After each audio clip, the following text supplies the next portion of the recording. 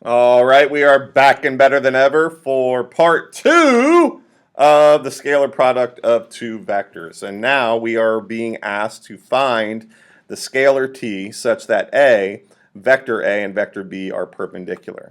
Well, if these two vectors are perpendicular, any two vectors are perpendicular, then their scalar product or dot product must be equal to 0. So therefore, the vector -1, 5 dot 2t must be equal to 0. Could this be any easier? Which means -1 times 2 plus 5 times t must be equal to 0. 5t would be equal to 2, right? Yeah, 2. And then t would be equal to 2/5. Of course, you could check that out. -1 times 2 plus 5 times 2/5 should equal 0, and it does. 3 more examples. Consider these points. Use a scalar product to check if triangle ABC is right angled. If it is, state the right angle. Okay. Well, what we're going to have to do here is find the vectors that are formed by the triangle. I don't know, let's just say we have a right triangle. We could think of all those sides as vectors.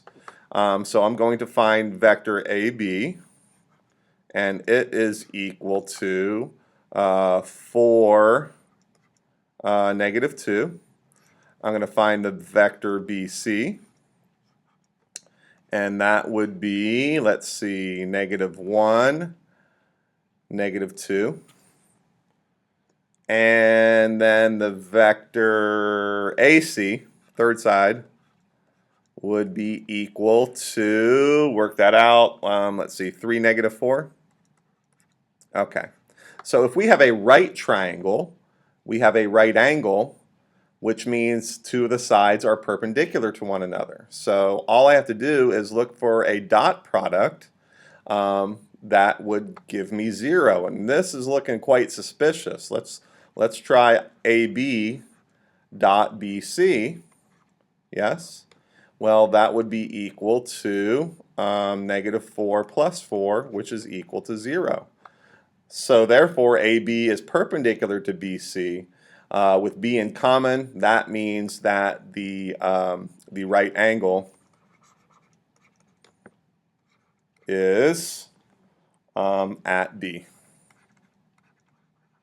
Okay, dot product is 0, means the vectors are perpendicular, means right angle. The B is in common, so the right angle is at B. Okay. Find the form of all vectors which are perpendicular to 3, 4. Are all of the vectors parallel? Well, let's think about this. So I need 3, 4 dot something, and I need that to be equal to 0.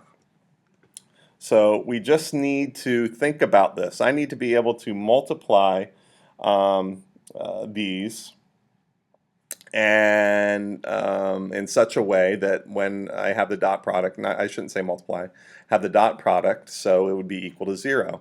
It's pretty simple. You're just going to have to flip and negate one of them. So because here, look at this, -12 plus 12 would be equal to 0. Okay, so any vector of the form -4, 3, this isn't the only one, but any vector of this form is going to be parallel, or I'm sorry, perpendicular to 3, 4.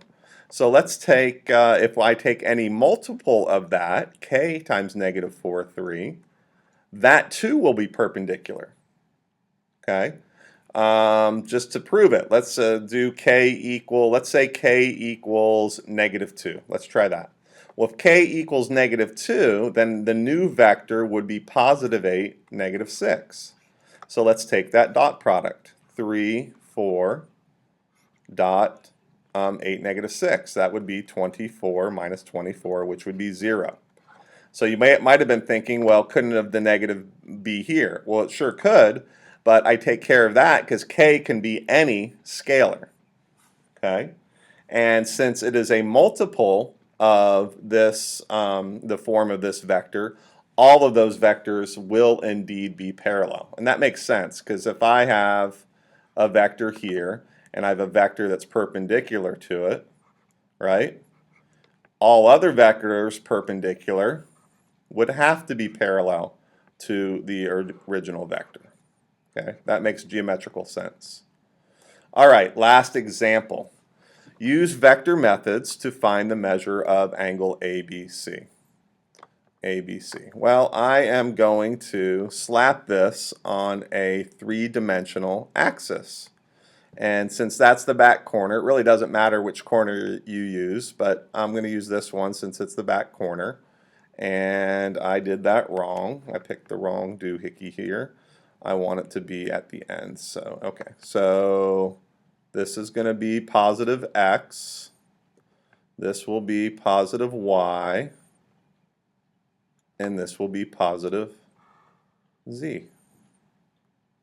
Okay, so I shove that in the corner there. And let's see. This is 2, right? This is 4. And this is 3. And I'm going to go for blue here. And I'm looking for angle.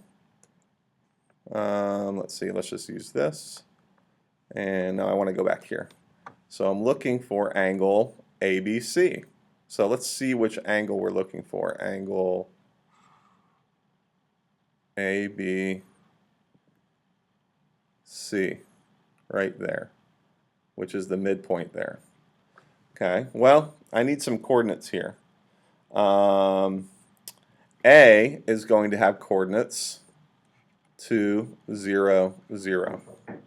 And C is going to have coordinate, let's see, it's halfway out, so that's going to be 1, 4, and it doesn't go up with any at all, so that's going to be 0.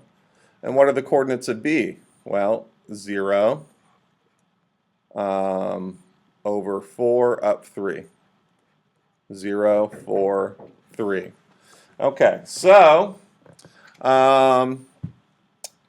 now, why am I doing that? Well, I have a formula that says that I can find the cosine of an angle, or let's use the one on our formula sheet, and that is, let's see, mag V, mag W, cosine theta is equal to V dot W, okay?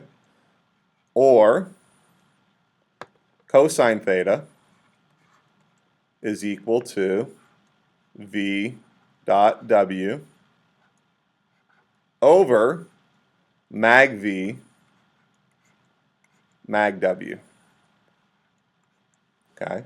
Well, my V and my W are vectors BA and vector BC.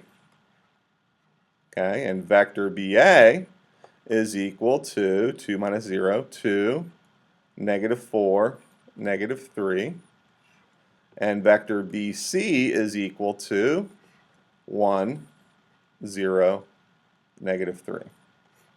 So that means that theta is going to be equal to the inverse cos of V dot W. So that would be 2 plus 0 plus 9. So 2 plus 9, okay, over the magnitude, the product of the magnitude of those vectors. Okay, so let's see. So that's the magnitude of BA would be the square root of 4 plus 16 is 20 plus 9 is 29 times the magnitude of BC. So that's going to be 10. Okay, so that's going to equal the inverse cos of 11 over the square root of 290. And I will tell you, you do that in your calculator, and if your calculator is in degrees, you get about 49.8 degrees. Easy peasy, pumpkin pie. All right, that is all I have. Hope you enjoyed it. I am out.